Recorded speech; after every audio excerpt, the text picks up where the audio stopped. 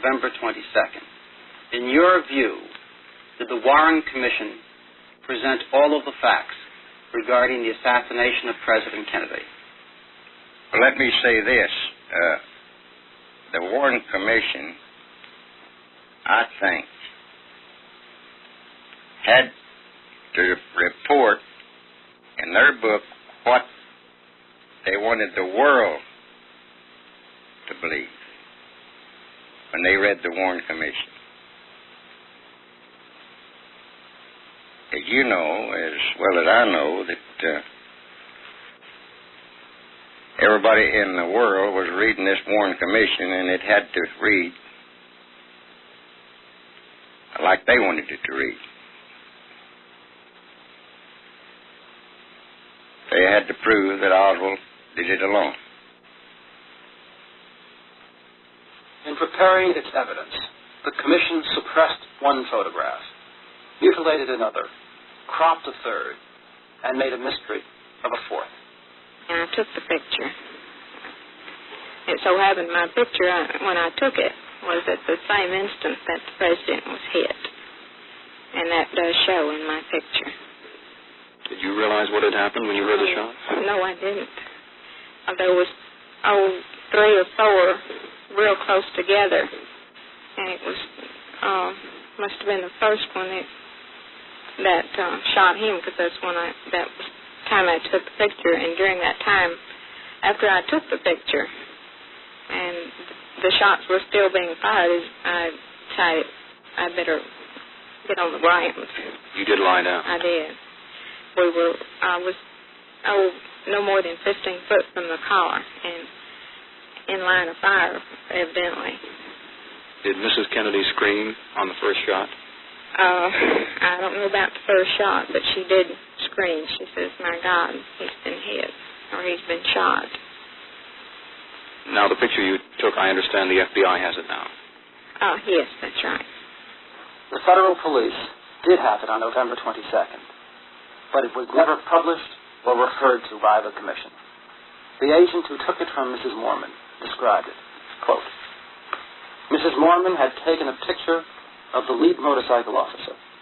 In the background of this picture was a picture of the book depository building and the window where the gunman sat when doing the shooting. A picture of the window at the time of the shooting. Why wasn't it published? Wasn't it conclusive proof of Oswald's guilt or innocence?" This is Commission Exhibit 5. It purportedly was found among Oswald's effects.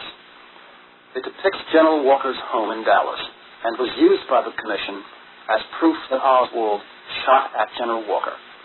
Marina Oswald was questioned about it before the Commission. Question. License plate? Mrs. Oswald. I would have remembered this black spot if it were there at the time the Commission showed me this, or the FBI. When the FBI first showed me this photograph, I remember that the license plate, the number of the license plate, was on this car, was on the photograph. It had white and black numbers. There was no black spot that I see on it now. Question. Who showed you the picture? The FBI, or the Secret Service, or the Commission? Answer. The FBI first, and then the Commission. Question. Now, at the time the Commission showed you the picture in Washington, was there a hole shown in the picture where the car's license plate should be?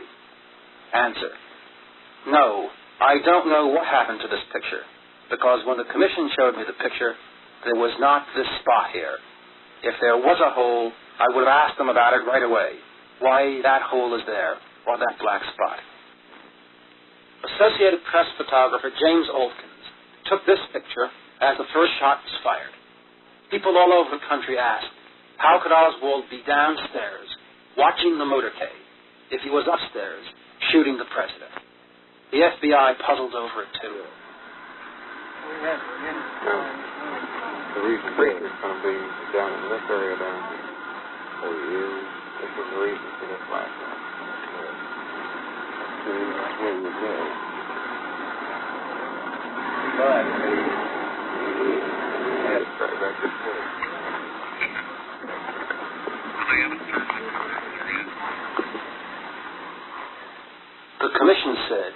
the man in the doorway was Billy Lovelady.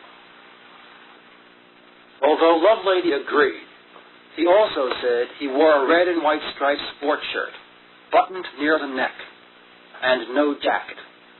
No commission member ever saw Lovelady. Apparently, no commission member even saw a picture of him. The press was unable to obtain one. This is a previously unpublished photograph of Lovelady, taken by us from a camouflage position.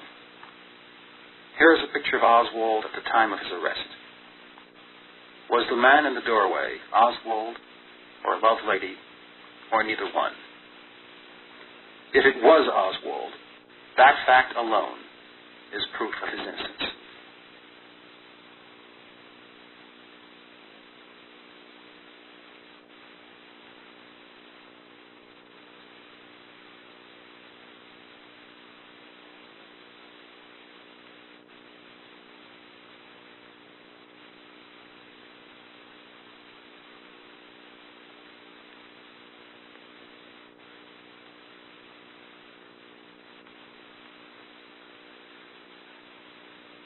The suspect's name is Jack Rubenstein, I believe.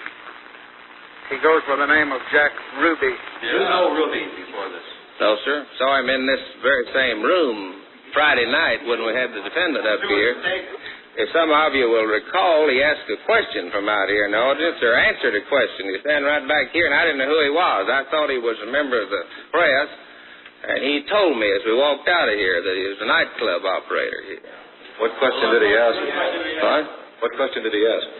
I don't remember, but maybe it was an answer, but he said something. Remember it was Friday night when I asked you to look to me like your good friend. I don't know what. We have not been able to find anyone of our men who saw and recognized Ruby at the time of this transfer. The thing that I saw, I was waiting at the armored car to ride with the suspect to the county jail. I knew that they would bring him out. They had cleared the way, and then I heard the shot. I didn't see the gun. I just saw the struggle that ensued. I immediately ran from the armored car down the ramp and tried to help subdue the prisoner that had shot Oswald. Now, do I believe that you recognize this man after the capture? Yes, sir. Did I understand you to say that if you had seen him before, you would have ejected him? Yes, sir. Well, now, as Oswald was escorted out, were the policemen to either side of him? Weren't there any in front of him? Yes. How did the man get by the policeman in front? The only thing I know is that someone said he jumped.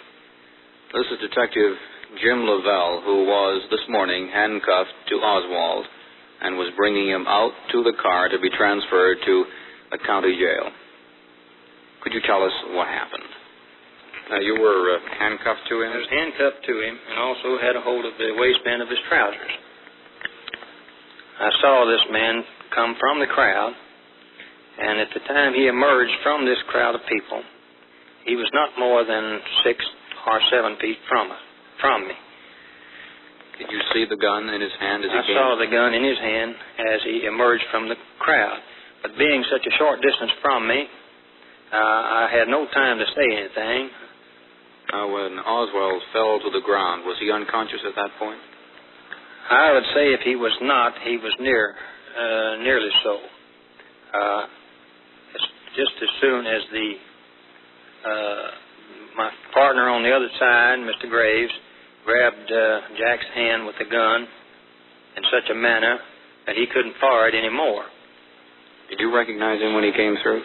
Yes, I have known Jack Ruby for a number of years, and I recognized him just as soon as he emerged from the crowd. We are in the office of Napoleon J. Daniels, a real estate broker in Dallas, Texas. Mr. Daniels, have you been associated with the Dallas Police Force? I was for 7 years. In what capacity? As a patrolman. Where were you on November 24th, 1963? Well, I was going down to inspect the assassination site around 11 o'clock, I guess, and I noticed Officer Vaughn standing in the